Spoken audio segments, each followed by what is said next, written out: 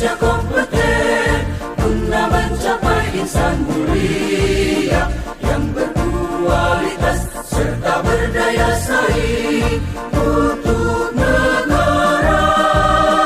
Wahai tunas bangsa, raih kompetensi agar menangkan kompetisi. Gerakan Indonesia kompeten hadapi persaingan global. Eratkan, satukan kualitas daya saing demi bangsa dan negara.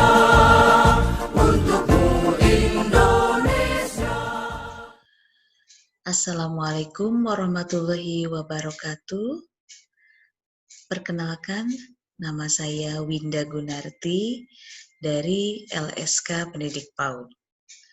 Pada kesempatan ini saya ingin berbagi informasi mengenai pengakuan hasil sertifikasi oleh berbagai pihak.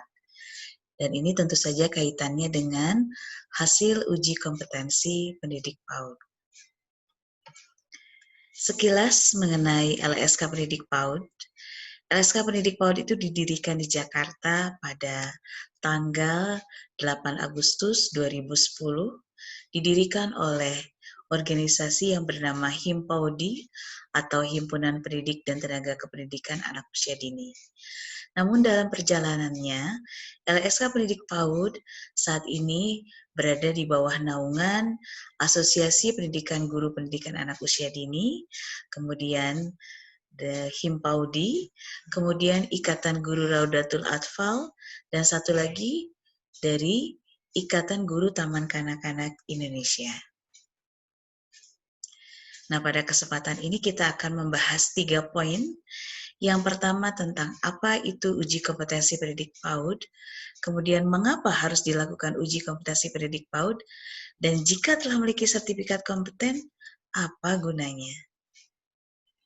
Kita akan lihat yang pertama tentang uji kompetensi pendidik PAUD. Uji kompetensi pendidik PAUD merupakan proses pengujian dan penilaian yang dilakukan oleh penguji uji kompetensi pendidik PAUD untuk mengukur tingkat pencapaian kompetensi hasil belajar pendidik PAUD pada pelatihan, kursus, serta warga masyarakat yang belajar mandiri sebagai guru pendamping muda pada jenjang 3 KKNI dan guru pendamping pada jenjang 4 KKNI.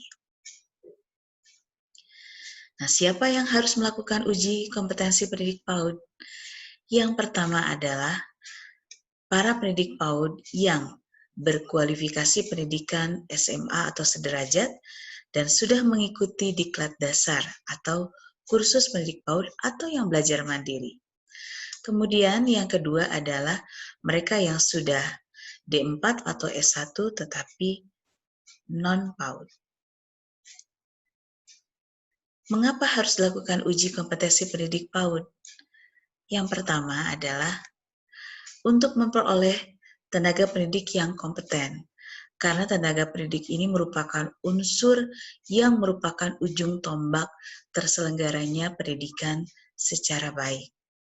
Kemudian yang kedua, didapatkannya sertifikat kompeten, yang ini merupakan bukti otentik seseorang itu memiliki status kompeten dalam bidangnya. Nah, kita bisa melihat data di bawah ini. Yang pertama tentang data anak. Untuk anak usia 1 sampai dengan 6 tahun, dari data Dapodik 2020 didapatkan data bahwa ada sekitar 6.877.682 anak. Dan satuan PAUD yang berdiri ada 204.150.000. Kemudian tenaga pendidik keseluruhannya ada 541.324. Nah, di antara jumlah tenaga pendidik ini yang sudah memiliki kualifikasi pendidikan D4 atau S1 sekitar 186.700, kemudian D1 sampai dengan D3 18.704, SMA sederajat 67.974, dan kemudian SD sampai SMP 7.458.000. Nah, karena adanya beragam keterbatasan, masih ada di beberapa wilayah pendidik PAUD itu yang memiliki kualifikasi SD maupun SMP. Dan pada tahun 2014 sampai tahun 2019 ini, LSK Pendidik PAUD baru melakukan uji kompetensi pada 5.305 pendidik PAUD. Nah, ini pertanyaan yang sering ditanyakan oleh para pendidik PAUD ketika mereka mengikuti uji kompetensi. Jika telah memiliki sertifikat kompeten, apa gunanya? Nah, ini yang pertama ya. Yang pertama, sertifikat kompeten ini adalah sebagai SIM, surat izin mengajar. Jadi bukan hanya driver saja yang harus memiliki SIM, ternyata pendidik PAUD pun harus memiliki surat izin mengajar yang menyatakan bahwa dia atau seseorang tersebut memiliki license atau memiliki izin untuk melakukan aktivitas pembelajaran pada anak. Yang kedua, dengan memiliki sertifikat kompeten, seseorang memiliki kesempatan untuk meningkatkan kualifikasi pendidikannya ke jenjang lebih tinggi. Yang ketiga, untuk peningkatan salary tentunya, karena seorang yang kompeten dengan yang belum kompeten pasti beda. Dan yang keempat, sebagai poin akreditasi lembaga, karena bila lembaga tersebut memiliki pendidik yang kompeten, maka tentu saja akan menaikkan grade atau tingkat akreditasinya. Nah, ini beberapa fakta yang menyatakan bahwa sertifikat kompetensi ini bisa digunakan untuk melanjutkan pendidikan ke jenjang selanjutnya. Karena pihak GTK ini memberikan kesempatan pada mereka yang belum memiliki ijazah S1 ya atau belum memiliki kualifikasi pendidikan S1 untuk melanjutkan pendidikannya, dan pemerintah memberikan bantuan. Ada 3 perguruan tinggi yang menerima guru atau pendidik PAUD yang belum S1 untuk menempuh pendidikannya dengan skema rekognisi pengetahuan lampau atau dikenal dengan RPL. Salah satunya adalah dengan menerima sertifikat diklat berjenjang, kemudian sertifikat kompetensi, kemudian juga beragam pelatihan-pelatihan termasuk juga pengalaman mengajar. Dan ini bisa dikonversikan ke SKS. Nah, di sini bisa kita lihat beragam data yang menunjukkan bahwa pemerintah memiliki kepekaan untuk meningkatkan kualifikasi pendidikan dari guru PAUD atau pendidik PAUD. Nah, ini ada 3 lembaga, yaitu Universitas PGRI Semarang, kemudian IKI Veteran, dan satu lagi Universitas Terbuka. Dan ada beragam harapan sebenarnya yang bisa kita gulirkan dengan terbitnya sertifikat kompetensi. Yang pertama adalah adanya tambahan tunjangan kesejahteraan guru dari pemerintah daerah.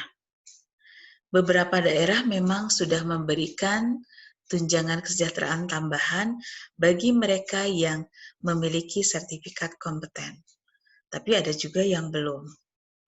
Kemudian harapan yang kedua, adanya tambahan pada instrumen penilaian SDM dengan menambahkan poin adanya sertifikat kompetensi. Sehingga jelas bagaimana menilai salah satu dari 8 butir atau 8 komponen penilaian untuk akreditasi adalah pada poin SDM, dan di sana bukan hanya melihat dari sisi ijazah, kemudian juga dari sertifikat pelatihan, tapi dari sertifikat kompeten juga. Ya. Nah, harapannya apa dengan adanya pengakuan tersebut? Ya, yang pertama adalah SDM memiliki kesadaran untuk meningkatkan kompetensi. Dan yang kedua, SDM memiliki kompetensi yang memang disyaratkan untuk pendidik. Khususnya untuk pendidik PAUD, mereka memiliki kompetensi pedagogik, profesional, sosial, dan juga kepribadian. Kemudian, dengan adanya kompetensi tersebut, guru anak usia dini bisa menstimulasi anak-anaknya dengan baik, sehingga anak dapat berkembang secara optimal. Dengan berkembangnya mereka, maka mereka akan menjadi tunas bangsa yang berkualitas. Baik, demikian presentasi atau paparan yang saya ungkapkan. Ya, terima kasih atas segenap perhatiannya. Semoga kita bisa mewujudkan cita-cita untuk menjadikan Indonesia kompeten, pendidik PAUD yang kompeten. Salam kompetensi. Wassalamualaikum warahmatullahi wabarakatuh. Berkokoh persatuan dan kebersamaan guna mencapai insan mandiri.